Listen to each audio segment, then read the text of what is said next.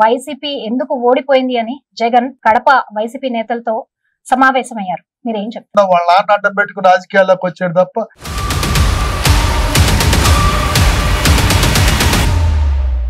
పథకాల పేరుతో అందరికీ పథకాలను అందిస్తూ అణచివేత అనేది తను కొనసాగిస్తున్నాడు. పథకాలనే అరిగిపోయిన రికార్డులకు చెప్తా ఉన్నారు. జగన్ రెడ్డి నిన్నగాక మన పుట్టాడు.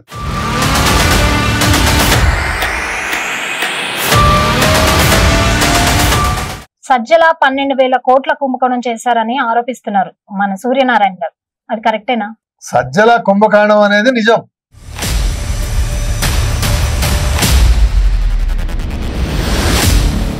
పార్టీ ఆఫీసుల పేరుతో కూడా 2,000 రూపాయల కుంభకోణం జరిగింది వైసీపీ నేతలు ఆరోపిస్తున్నారు.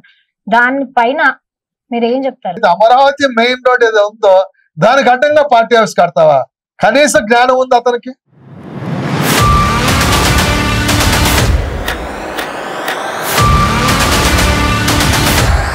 Hi, welcome to SR news. నేను మీ సంగీత. ఈ రోజు మనతో పాటు ఉన్నారు ఏపీ ఎన్జిఓ మాజీ కార్యదర్శి విజ్డమ్ చౌదరి గారు. వారితో మాట్లాడతారు. నమస్కారం. ఎలా ఉన్నారు సార్? వైసీపీ ఎందుకు ఓడిపోయింది అని జగన్ కడప వైసీపీ నేతలతో సమావేశమయ్యారు. మీరేం చెప్తారు? కడప నేతలే కాదు, రాష్ట్ర వ్యాప్తంగా పూర్వపు రోజుల్లో రాజులు మారువేషాల్లో తిరిగేవారు. అట్లా జగన్ ఏమన్నా మారువేషం పోయి తిరిగితే ఎందుకోడేమో ఆయనకే తెలుసు.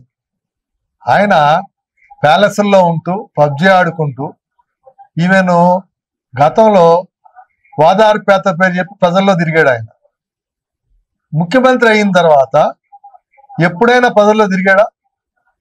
ఏదైనా మీటింగ్ పెడితే ఆ మీటింగ్లకి పరదాలు కట్టుకుంటే సామాన్యులు ఎవరు ఆయనకి చెప్పే పరిస్థితి ఉండదు. తర్వాత చెట్లు కొట్టించేయటం సెక్యూరిటీ పేరు చెప్పి. ఇక్కడ ఏంటంటే రాజకీయ నాయకులు ఎవరైనా కానీ ఒకటి తెలుసుకోవాల్సింది ఏంటంటే, పోలీసులు చెప్పారేనో సెక్యూరిటీ పేరు చెప్పో భయపడి ఉన్నట్టయితే రాజకీయానికి దే ఆర్ అన్ఫిట్. రాజకీయంగా కొనసాగడానికి వాళ్ళకి అర్హత ఉండదు. ఎందుకంటున్నానంటే, నువ్వు ఎప్పుడైతే ప్రజల్లోకి పోలేకపోతున్నావో నువ్వు రాజకీయ నాయకుడు కొనసాగలేవు, మనుగడ కొనసాగించలేవు. సో ఈవేళ మరి నీకు పాదయాత్రకి మరి ఆ రోజు ప్రభుత్వం మంచి సెక్యూరిటీ ఇచ్చి నీకు అంతా చేస్తే ఈవేళ అపోజిషన్లు పాదయాత్రే చేయనివ్వలేదు. ఇవన్నీ కాదు, నువ్వు కరెక్ట్గా మరి మీకు విషయాలు తెలిసియో తెలియదో నాకైతే అర్థం కావట్లేదు. కానీ సామాన్య ప్రజలు ఎవరు అడిగినా కానీ ఈవేళ మీరు నియమించే వాలంటీర్లది కూడా కరెక్ట్ ఫీడ్బ్యాక్ వాళ్ళతో తీసుకున్నా కానీ మీకు ఈ వాట వచ్చేది కాదు. ఈవేళ మార్నింగ్ ఒక మిత్రుడు మాట్లాడుతాను నెల్లూరు నుంచి. మా వాలంటీర్కి 50 ఇళ్ళు ఉన్నాయి.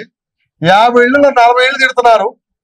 10 ఇళ్ళు తిట్టేవాళ్ళు ఎవరంటే 8 మంది రెడ్లు, 2 ఎస్సీలు, వాళ్ళ పిచ్చి అభిమాన వాళ్ళు తప్ప మిగతా 40 మంది తిడుతూనే ఉన్నారు. ఇంకెట్లా గెలుస్తాడు సార్ అని చెప్పి ఒక వాలంటీరు చెప్పిన సంఘటన ఈవేళ మార్నింగ్ ఒక మిత్రుడు చెప్పాడు నాకు నెల్లూరు నుంచి. అంటే ఈవేళ పరిస్థితి ఎట్లా ఉందంటే, ప్రజలు ఏం కావాలి అని చూడాలి. ఒకటి దాంట్లో ఒకటి ఏంటంటే, నువ్వు ఎంతసేపు కూడా ఆదాయ వనరులు పెంచకుండా రాజకీయ కక్ష సాధింపు చేస్తూ అణిచివేత చాచివేత విధానాలతోటి ప్రభుత్వం కొనసాగలేదు. ఇక్కడ మన భారతదేశానికి కొన్ని లక్షల మంది మన పూర్వీకులు వాళ్ళ ప్రాణత్యాగాలు చేసి ఈవేళ బ్రిటిష్ వాళ్ళ నుంచి స్వతంత్ర భారతావనిని తీసుకొచ్చి స్వేచ్ఛాయులు మనం పీల్చుకునే పరిస్థితికి వచ్చిందంటే ఎంతమంది త్యాగాలు చేస్తే, ఎంతమంది తిరుగుబాటు చేస్తే వచ్చింది ఈవేళ. అంటే మన రక్తంలోనే, భారతీయ రక్తంలోనే మరి పోరాటం కోసం పోరాడే ఆ యొక్క స్టింజ్ ఉంది. తాత్కాలికంగా భరిస్తారు తప్ప శాశ్వతంగా అణచివేత శాశ్వతాన్ని భరించరు అనేది చరిత్ర చెప్తుంది. కనీసం చరిత్ర తెలిసినా అది ఉంటుంది. ఆ ఏమి తెలియకుండా వాళ్ళ నాన్న అడ్డం పెట్టుకుని రాజకీయాల్లోకి వచ్చాడు తప్ప కనీస రాజకీయ అవగాహన లేని వ్యక్తి ఎవరైనా ఉన్నారంటే అది జగన్మోహన్ రెడ్డి అని చెప్పొచ్చు. కనీస రాజకీయ పరిజ్ఞానం లేదు. కనీసం మీడియాలో ఎదుర్కొని మీడియాలో మాట్లాడలేవు. నువ్వు భాష అన్ని బూతులు మాట్లాడతావు, ఒక్క మాట స్పష్టంగా మాట్లాడవు. లేకపోతే రికార్డింగ్ వీడియోలు బయటకు విడిచిపెట్టడం తప్ప ఏదన్నా కనీసం ఏదన్నా నేషనల్ ఛానల్లో కానీ లోకల్ ఛానల్స్లో కానీ మీడియా డిబేట్లో మాట్లాడితే వాళ్ళు వేసే ప్రశ్నలతోటి కొంత ఫీడ్బ్యాక్ వస్తుంది. సో ఇవన్నీ వదిలిపెట్టి వీళ్ళ పులివెందులు చెప్తారు కదా, పులివెందుల్లో కూడా ఇవాళ ఏ రకంగా గెలిచాడు అనేది ఆత్మవిమర్శ చేసుకోమనండి. మరి నీకు జగన్మోహన్ రెడ్డి గారికి మరి ఆయన ఏది వాళ్ళ భార్య బావగారు అయినటువంటి అవినాష్ రెడ్డి కనుక మరి భారతి ఇద్దరు కలిసి ఎంత డబ్బు పంచితే నీకు 60,000 మెజార్టీ వచ్చింది? ఒకసారి గుండె మీద చెయ్యి. ఇవాళ పులివెందల్లో ఎప్పుడు మీరు డబ్బు పంచలా. గతంలో ఏనాడు కూడా రాజశేఖరుడు ఉన్నప్పటి నుంచి ఇతను గతంలో గెలిచినంత వరకు కూడా పులివెందల్లో డబ్బు పంచడం అనేది లేదు. అటువంటిది ఈవేళ ఎంత డబ్బు పంచావు నువ్వు? ఓటికి 8,000 చెప్పుడు పంచావు. ఇంత చేస్తే తప్ప నీకు 60,000 రాలేదంటేనే పులివెందల్లోనే నీ పరిస్థితి ఏంటనేది అర్థమవుతుంది. ఇంకొకటి ఏంటంటే పులివెందల్లో అజాత శత్రువు మీ చిన్నాయన వివేకానంద రెడ్డి. అతన్ని హత్య చేసిన తర్వాత ఇవాళ కడప జిల్లా కాదు, పులివెందల కాదు, చెట్టు నడుగు పుట్ట నడుగు ఎవరు అడిగిన ఏం చెప్తారు తెలుసా? అవినాష్ రెడ్డి వాళ్ళ నాయన వాళ్ళే భారతీయ ఆయన తోటి చంపించారు, జగన్మోహన్ రెడ్డి కూడా తెలుసా అని చెప్తారు.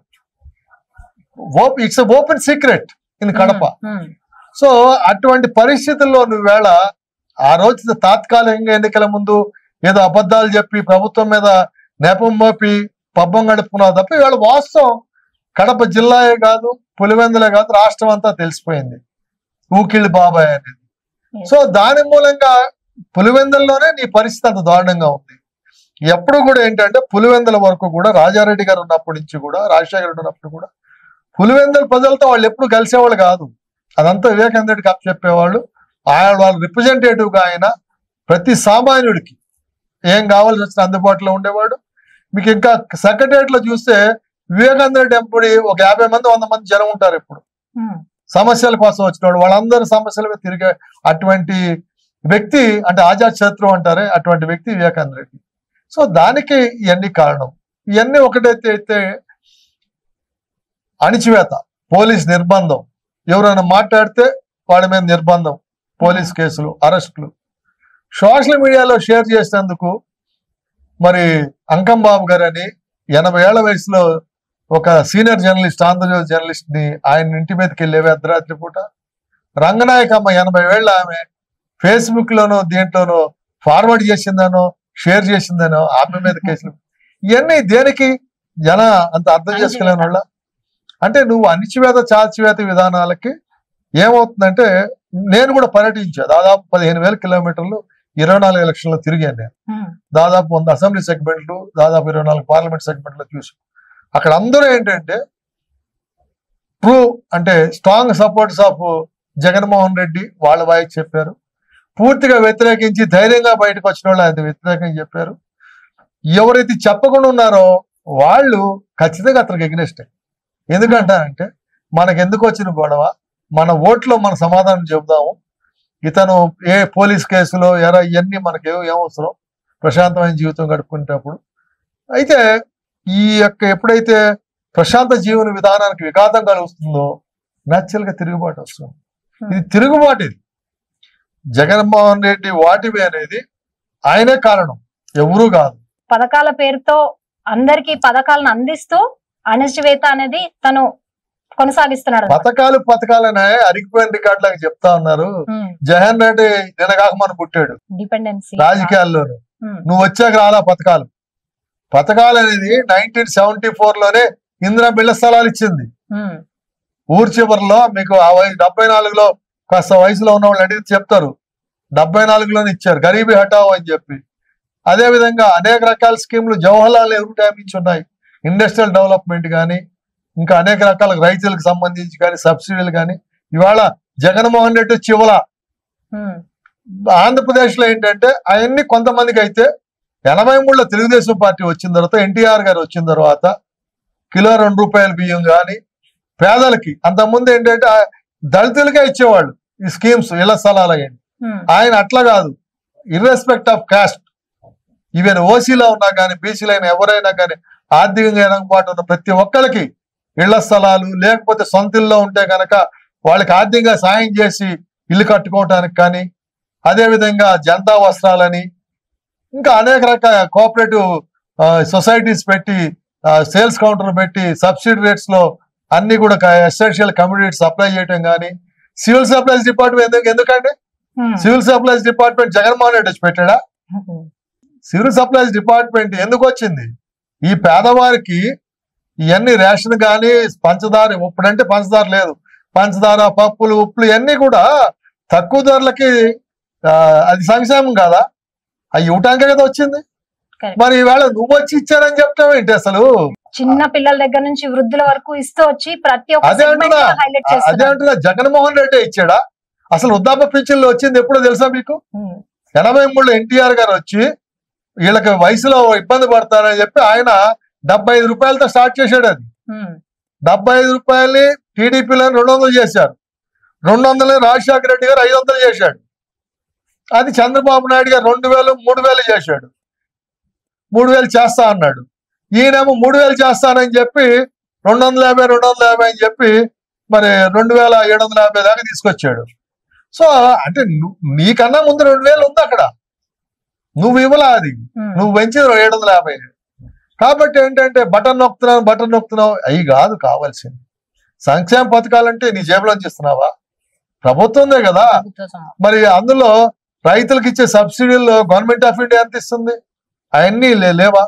నీ పేర్లు పెట్టుకుని నీ పథకాలు పెట్టుకున్నావు. కానీ కొత్తగా వచ్చిన పథకాలంటే ఆరోగ్యశ్రీ రాజశేఖర రెడ్డి గారు స్టార్ట్ చేశాడు. అంతకుముందు ఇవన్నీ గవర్నమెంట్ లో ఉండేవి.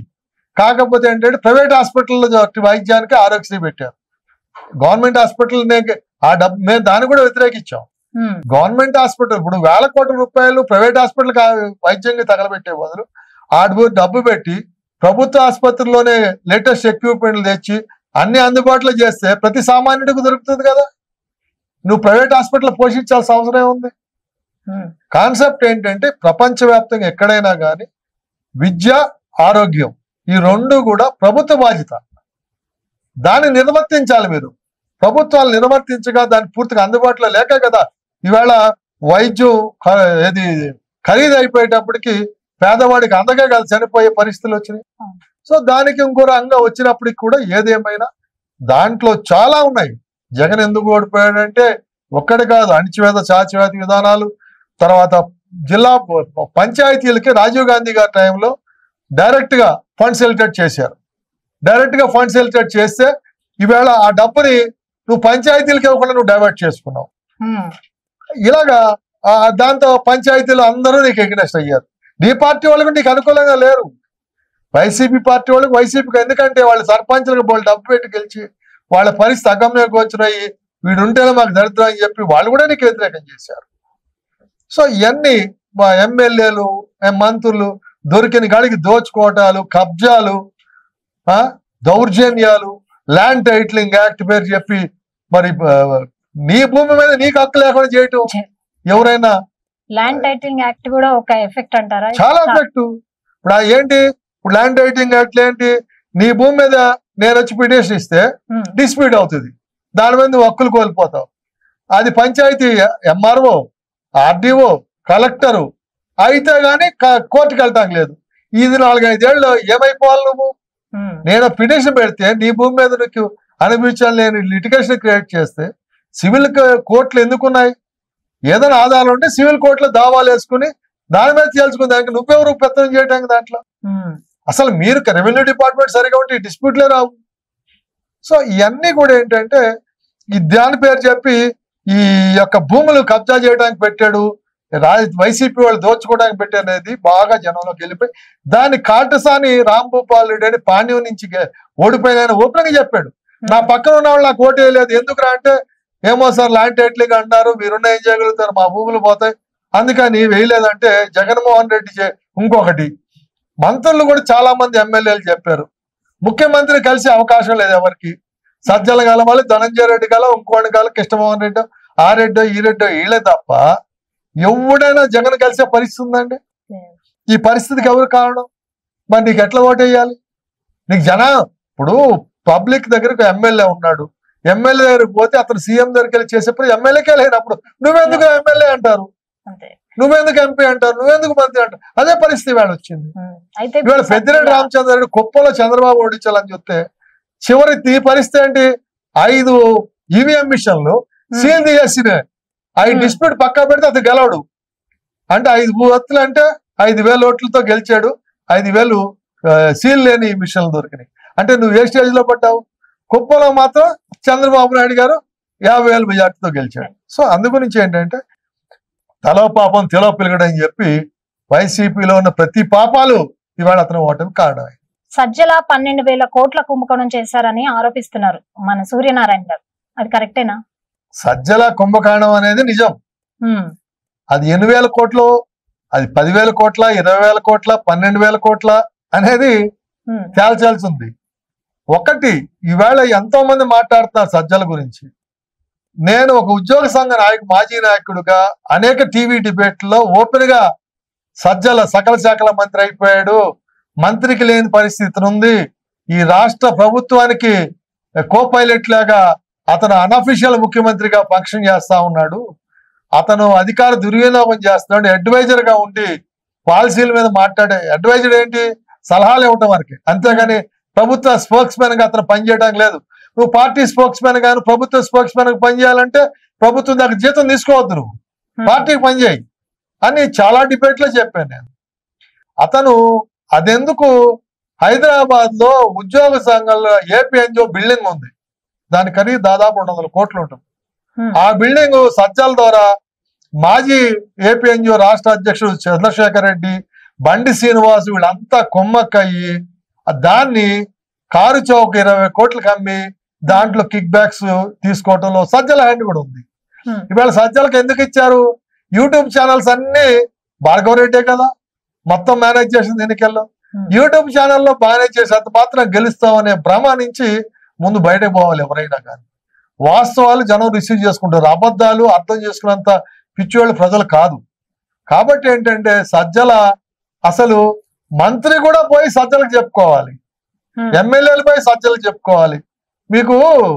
మీరు వైసీపీ ఓడిపోయిన ఎమ్మెల్యేల్లో మరి రాజానగర్ నుంచి ఓడిపోయాడు జక్కంపూడి రాజా, జక్కంపూడి రామ్మోహన్ రావు కొడుకు, అతను గాని లేకపోతే కేతిరెడ్డి ధర్మవరంలో పోటీ చేసి ఓడిపోయాడు అతను గాని ఇంకా చాలా మంది ఏం చెప్పారు, మేము పోయి ఎమ్మెల్యేలం అయి ఉండి బయట చెట్ల కింద పుట్ల కింద వెయిట్ చేస్తుంటే ఆ అడ్వైజర్ల ధనంజయ రెడ్డి సజ్జల కలవాలంటే ముఖ్యమంత్రి సంఘ దేవుడు ఎరుగు ఈ దౌర్భాగ్య పరిస్థితి మూలంగా ఓడిపోయాయని చెప్పారు. అంటే వైసీపీ ఓటమిలో తల పాపం తెల పేలకడన్నట్టుగా సజ్జల పాపం ఉంది, భారతీరెడ్డి పాపం ఉంది, జగన్మోహన్ రెడ్డి అన్నిటి మరి చేసినందుకు ఆయన భాగస్వామ్యం అవుతుంది.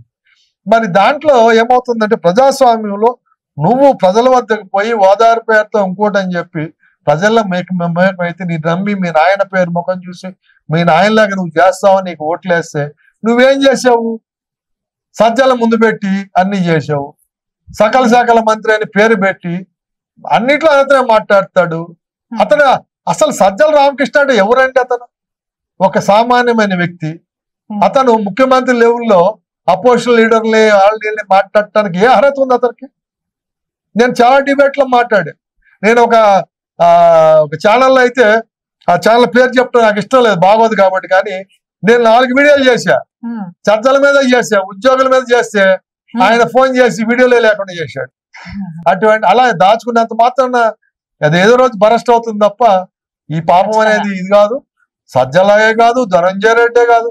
ఈవెన్ ఉదయగిరి ఆయన ఏం చెప్పాడు, ఉదయగిరిలో చంద్రశేఖర్ రెడ్డి గారు మాజీ ఎమ్మెల్యే, ధనంజయ రెడ్డి నా కాన్స్టిట్యున్సీలో ఇంటర్ఫీర్ అవుతున్నాడు, నాకు వ్యతిరేకంగా ఇది చేస్తున్నాడు అని చెప్పి ఆయన మేకపాటి చంద్రశేఖర్ రెడ్డి ఓపెన్ గా చెప్పాడు. అంటే ధనంజయ రెడ్డి అనే సీఎం ఆఫీస్ లో పనిచేసేవాడు, అతను ఒక ఆఫీసరు, ఒక ఎమ్మెల్యే కాన్స్టిట్యున్సీలో ఇంటర్ఫీర్ కావటం అంటే అధికార దుర్వినియోగం కాదా? ప్రజాప్రతినిధికి అవమానం చేయడం కాదా? ఇట్లాంటివన్నీ బయటకు వచ్చినాయి కొన్ని, కనీసం 30-40 మంది చెప్పారు, చెప్పలేని వాళ్ళు ఎంతమంది? సో ఇవన్నీ కూడా ఏంటంటే ఇది ఒక జగన్మోహన్ రెడ్డి అనే క్యారెక్టరు భవిష్యత్ రాజకీయాల్లో రాజకీయ నాయకులకి ఇట్స్ అన్ ఎగ్జాంపుల్. అతను ఎలా ఉండకూడదు రాజకీయ నాయకుడు అంటే జగన్మోహన్ రెడ్డికి చెప్పాలి, ఎలా ఉండాలి అభివృద్ధి పదంగా అంటే చంద్రబాబు నాయుడు పేరు చెప్పాలి. ఆ పరిస్థితులు ఉన్నవాళ్ళ అట్లాంటి చంద్రబాబు నాయుడు గారు చెప్పి అన్ని కరెక్ట్ అని నేనేం చెప్పట్లేదు, కానీ బట్ ఆయన ఈ రాష్ట్ర ఆంధ్రప్రదేశ్ అనే రాష్ట్రం ఇవాళ భారతదేశంలో ప్రపంచంలో మరి వెలుగులోకి వచ్చిందంటే చంద్రబాబు నాయుడు గారు చేసిందే కదా. ఇవాళ సాఫ్ట్వేర్ ఇప్పుడు నేను దాదాపు 45 ఏళ్ళ నుంచి హైదరాబాద్లో ఉంటున్నాను, 46 ఏళ్ళ నుంచి. ఏది ఇంటద్దులు 100 రూపాయలు 50 రూపాయల నుంచి ఈవేళ 8,000కి వెళ్ళిపోయినాయి, 50,000కి ₹1,00,000 ఇంటద్దులు వెళ్ళిపోయి. ఇవన్నీ ఎక్కడి నుంచి కలదు? ఆదాయాలు పెరిగితే కదా. ఇప్పుడు గవర్నమెంట్ ఒకప్పుడు ఏంటంటే గవర్నమెంట్ ఉద్యోగాలు కానీ బ్యాంక్ ఎంప్లాయీస్ ఎక్కువ జీతాలు ఉంటాయి. వాళ్ళతో పోలిస్తే ఈవేళ ఎన్నిటికన్నా అంటే ప్రభుత్వ వ్యవస్థల్లో స్టాట్యూట్ రాజ్యాంగం కల్పించిన ఒక అధికారాలు ఉంటాయి తప్ప జీతభత్యాలు ఎక్కువ ఉండవు. ఈవేళ సాఫ్ట్వేర్ లో లక్షల రూపాయలు జీతాలు వస్తున్నాయంటే బికాస్ ఆఫ్ ఈ డెవలప్మెంటే కదా. ఆ చేసిన రాజురావు చంద్రబాబు నాయుడు గారు కదా. అందుకే వాళ్ళందరూ ఈవేళ అటువంటి వాడు కావాలి, 5,000 రూపాయలు వాలంటరీ కాదు, 5 లక్షల ఉద్యోగం కావాలనే పరిస్థితి వాళ్ళ జనంలోకి వెళ్ళింది. సో అన్నిటికీ ఇవే కారణాలు. కులాల పేరు చెప్పి మతాల పేరు చెప్పి ఒకసారి గెలవచ్చు, 2 సార్లు గెలవచ్చు. ఎన్నిసార్లు గెలుపుతావు? నరేంద్ర మోడీ గారు అయోధ్య పట్టుకు పోకలాడాడు 400 సీట్లని. ఏమైంది పరిస్థితి? ఎన్ని వచ్చినాయి నీకు? అయోధ్యలోనే నువ్వు ఓడిపోయావు. సో అంటే ఇదేంటంటే ఈవెన్ RSS భగవత్ గారు కూడా చాలా స్పష్టంగా చెప్పాడు, మీరు మతం పేరు చెప్పి రాజకీయం చేయడం కాదు, మతంతో ఓట్లు వేసుకోవడం కాదు, అభివృద్ధి పేరు చెప్పి ఓట్లు వేయండి, అభివృద్ధి మీద మీరు పనిచేయండి అని చెప్పి ఆయన స్పష్టంగా RSS నాయకుడు చెప్పాడు. అంటే రాజకీయం ఏంటంటే ప్రజల అభివృద్ధి కోరుకోవాలి, డౌన్ టెడన్కి లిఫ్ట్ ఇవ్వాలి, పేదవాడికి. ఇప్పుడు మనం చరిత్ర చూస్తే రాజుల కాలం నుంచి కూడా పేదవాడికి రాజు సాయం చేసేవాడు. వ్యవస్థలు ఇప్పుడు పన్నులు ప్రజలు కట్టకపోతే రాజుకి ఎక్కడి నుంచి వస్తాయి? పన్నులు కట్టాలి, ఇవన్నీ చేయాలి. స్వార్థపరులుగా సోమరిపోతులుగా తయారు చేయకూడదు. స్వార్థపరత్వం తగ్గించాలి, సోమరిపోతులుగా తయారు చేయకూడదు. సోమరిపోతులుగా తయారైతే కూర్చోబెట్టి ఎంతకాలం పోషిస్తావు నువ్వు? జగన్ ప్రభుత్వంలో జరిగింది కూడా అదే. అయితే ఇంకొకటి అనొచ్చు మీరు, ఇప్పుడు మరి ఇవన్నీ చేసినప్పుడు చంద్రబాబు నాయుడు గారు ఇచ్చేదంటే నేను ఒకటి చెప్తున్నా, ఈవేళ 12.5 లక్షల కోట్ల ఆదాయంలో 2.5 లక్షల కోట్లు నువ్వు పెడితే 10 లక్షలు అప్పులు చేసావు. మరి మీ 10 లక్షలు ఏం చేసావు? ఎక్కడికి పోయి? అతను పంచేది 2.5 లక్షల కోట్లు 5 ఏళ్లలో. అతనే చెప్పాడు, జగన్మోహన్ రెడ్డి గారే చెప్పారు. మరి 10 లక్షల కోట్లు ఎక్కడ పోయినాయి? ఎవరి జేబులోకి పోయినాయి? ఇవాళ ఇసుక scam, liquor scam, cement scam, iron scam, mines scam, scam లేనిదేముంది? ఇవన్నీ కూడా ప్రాపర్ గా ఇప్పుడు వ్యాపారాలు చేసుకున్న లాభం లేకుండా ఎవడు చేయడు. రాజకీయ నాయకులు కానీ వాళ్ళు కానీ దాంట్లో కొంత ఏం జరుగుతుందో అందరికి తెలిసే విషయమే. కానీ ప్రభుత్వానికి ఆదాయం కొట్టి గాలి జనార్దన్ లేక తమ్ముళ్లే తయారైపోతే మనుషులందరూ కూడా ప్రభుత్వానికి ఆదాయం ఎక్కడి నుంచి వస్తుంది? ప్రభుత్వ వరాలు దోచుకుండి ఏ రకంగా మీరు ఇది చేసుకుంటారు? పార్టీ ఆఫీసుల పేరుతో కూడా 2,000 రూపాయల కుంభకోణం జరిగింది, వైసీపీ నేతలు ఆరోపిస్తున్నారు. దానిపైన మీరు ఏం చెప్తారు? వైసీపీ ఆయన 30 ఏళ్ళ అధికారంలో ఉంటాయని చెప్పి ఒక భ్రమలో ఉండి ఓ పక్కనేమో తెలుగుదేశం ఆఫీస్ మీద కోర్టు కేసేవారు. అది వాళ్ళు చట్టబద్ధంగానే డబ్బు కట్టి ఆఫీస్ బిల్డింగ్ కట్టుకుంటే ఎక్కడో పక్కకి. నువ్వేం చేసావు? యాక్సిజన్ రోడ్డుకి ఏదైతే అమరావతి మెయిన్ రోడ్ ఏదో ఉందో దానికి అడ్డంగా పార్టీ ఆఫీస్ కడతావా? కనీస జ్ఞానం ఉంది అతనికి? మినిమం ఇది లేదా నీకు? ఇప్పుడు గుళ్ళూరు మసీదులు ఇయే రోడ్లు కట్టంగానే మనం ఇబ్బంది పడతా ఉంటాము. నీ party office 6 lane road 10 lane road కట్టంగా కడతావా? అంటే ఆ రోడ్ బ్లాక్ చేసేస్తావా? తర్వాత CRDIలో నువ్వు అసలు అమరావతి రాజధానిని ధ్వంసం చేసినప్పుడు నీకు అక్కడ ఏ అర్హత ఉందో తీసుకుంటావు. అదే కాకుండా అన్ని చోట్ల పార్టీ ఆఫీసులు కట్టుకోవచ్చు, ప్యాలెస్ లాగా ఏమి లేవు. దాంట్లో నేను ఇంకోటి కూడా చూసా, ఏది టీడీపీ వాళ్ళు కూడా కట్టారంటే టీడీపీ పార్టీ బట్టి 40 ఏళ్ళు అయినా ఇప్పటికి కూడా చాలా చోట్ల అద్దె బిల్డింగ్లు తప్ప జిల్లా లెవెల్లో ఏమైనా కొన్ని బిల్డింగ్లు ఉన్నాయి తప్ప అవి కూడా ఊరికో పక్కన ఉంటాయి. ఊరి మధ్యలోనూ ప్రేమ్ ఏరియాలో ఉండవయి. ఇప్పుడు ప్రేమ్ ఏరియాలో ఎంత కాస్ట్ ఉంటుంది దానికి? ఊరికో సైడ్ ఉన్నప్పుడు అప్పుడు పెద్ద రేట్ ఉండదు, ఇప్పుడు పెరిగి ఉండొచ్చు ఆ రోజుకి ఈ రోజుకి. అయినా ప్యాలెస్ లాగా ఏం లేవయి. ఈవెన్ గుంటూరు ఆఫీస్ కూడా మరి టీడీపీ ఆఫీస్ ఉన్నప్పుడు చాలా చిన్నగానే ఉండేది. అది గుంటూరు జిల్లా ఆఫీస్ కూడా రహదారులకు అడ్డంగా కట్టి ప్రాబ్లం అయిపోయింది. ఇది ఇప్పుడు పార్టీ ఆఫీసుల పేరు, ఇప్పుడు తెలంగాణలో కేసీఆర్ ఎట్లయితే పార్టీ ఆఫీసుల పేరు చెప్పి అన్ని భూములు చేసుకుని కట్టాలని ప్రయత్నం, అదే ప్రయత్నం ఇతను చేశాడు. ప్రతి జిల్లా హెడ్ క్వార్టర్స్ లోను వాటిలోను ఎక్కడెక్కడ సెంటర్స్ లో నువ్వు నీ పార్టీ ఆఫీస్ ఊరి చివరి ఎక్కడ స్థలం తీసి కట్టుకుంటే ప్రైవేట్ ల్యాండ్ కొనుక్కుని కట్టుకో, ఎవడు కాదంటాడు. ప్రభుత్వం ఎట్లా తీసుకుంటావు నువ్వు? ప్రభుత్వదేమో నామినల్ రేట్ తీసుకుని సెంటర్ లో పబ్లిక్ యూటిలిటీ ఉండే దాన్ని అధికార దుర్వినియోగం కింద రాదా? ఇవన్నీ సాక్షి పేపర్ కొనిపించిన అధికార దుర్వినియోగం కింద కాదా? వాటికి కారణాలు ఇవన్నీ కూడా. సో కాబట్టి ఏమన్నారు, నేను దగ్గర నుంచి ప్రతి వైసీపీ మంత్రుల నాయకులు ఏది పర్మిషన్ లేకుండా కట్టి అన్ని కూడా కూలగొట్టాలి అన్నారు. గవర్నమెంట్ జీవో ఇచ్చి గవర్నమెంట్ పర్మిషన్ ఇస్తే పర్మిషన్ లేదని చెప్పి ప్రజా వేదికను కూల్చిన నువ్వు, ప్రభుత్వ ధనంతో కట్టింది నువ్వు, ప్రభుత్వ స్థలాలు ఆక్యుపై చేసి ఎక్కడా పర్మిషన్స్ లేకుండా దేనికి డబ్బు కట్టకుండా నువ్వు తీసుకుని బిల్డింగ్లు కడితే కూల్చకుండా ఏం చేస్తారు? అది కూల్చకపోతే ప్రతి వాడు అదే పని చేస్తాడు. ఖచ్చితంగా కూల్చాలి. కూలిస్తే భవిష్యత్తులో ఎవడు అటువంటి పొరపాటు చేయకుండా ఉంటాడు. భవిష్యత్తుకి ఒక లెసన్ గా ఉంటుంది అది. కాబట్టి సజ్జల కొడుకుని లోపల పెడితే అన్నీ వస్తాయి. అసలు హైదరాబాద్ లో ఎన్ని దందాలు చేశాడు, అమరావతిలో ఎన్ని దందాలు చేశాడు, అక్కడ ఇక్కడ నాకు తెలిసినంత వరకు ఈ ఆంధ్రప్రదేశ్ రాష్ట్రంలో వైసీపీ గవర్నమెంట్ లో అతిపెద్ద లబ్ధిదారు జగన్మోహన్ రెడ్డి, భారతిరెడ్డి అయితే, ఆ తర్వాత పెద్దిరెడ్డి, రామచంద్రారెడ్డి వాళ్ళ కుటుంబం అయితే, నాకు తెలిసి మూడో లబ్ధిదారు సజ్జల రామకృష్ణారెడ్డి, ధనంజయ రెడ్డి, ఆ సీఎం ఆఫీస్ లో ఉండేవాళ్ళు. ఆ విఎస్ఆర్ రెడ్డి ఆ తర్వాత స్టేజ్కి పోతాడేమో. విజయసాయి రెడ్డి పరిస్థితి 2 సంవత్సరాలు పక్కన పెట్టేశారు కాబట్టి అతను వీళ్ళు తప్ప ఇంకెవరున్నారు చెప్పండి.